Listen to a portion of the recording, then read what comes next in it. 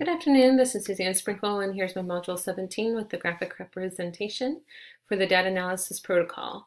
So the first thing that I thought would be really important to start with is dialogue guidelines. And I actually used these from the Leading Together Building Adult Communities in Schools Courage and Renewal. And I use these because this is actually what we are using right now within our building, and so teachers would be familiar with these, and they were very, very similar to the ones in our Module 14 reading. And so I just kind of chose to use these dialogue protocols while we're talking about the data. But it's definitely something that we would want to communicate and make sure that everybody remembers and is refreshed on before we start any of our meetings. And then I took the chart from our textbook and just kind of put it into ways to introduce it to our teachers.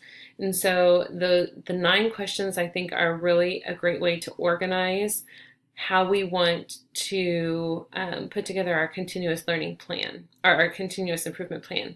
And so and then I've got some information of what we can get from this type of data.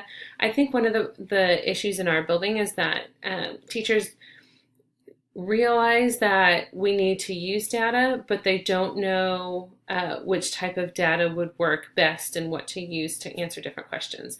And then I also left some room over there for the thoughts.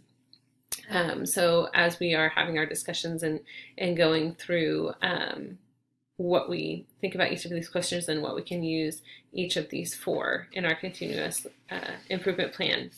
And so these really relate to the big ideas because they incorporate a lot of the course. They incorporate all of those 9 questions and then how to go about this continuous learning plan with the staff.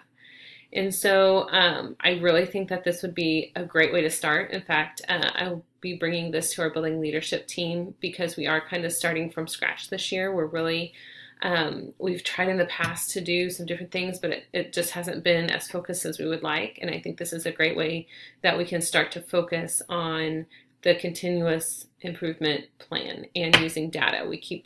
Everybody tells us, you gotta use data, but we're not sure what type of data, where to get the data, what it should look like, and all of that good stuff. So we're just starting to come around to that, and I think this is a great way to organize it. I think teachers would react well to something like this because it's concrete. It's down on paper. It's something that they can look at, and it's easily understandable, and we can see that we have a lot of this data and we don't have to create our own, which I think a lot of teachers are a little overwhelmed with. They feel like they have to create their own data and all of that. So I think they would receive this really well. And I think this could be used for a lot of different subject areas and a lot of different groups of people, especially here's the bottom of that. Especially the protocol up here. The Leading Together is a program that's used in businesses as well as education. In fact, it was first used in businesses and then it was adapted into education. So it could be used for any type of discussion about really anything, any difficult conversation or even good conversations that aren't difficult. So I think we will hopefully be using this in our next year to help build up our building and start working on our improvement plan. So thank you very much. I learned a lot from this course, and have a great rest of the summer.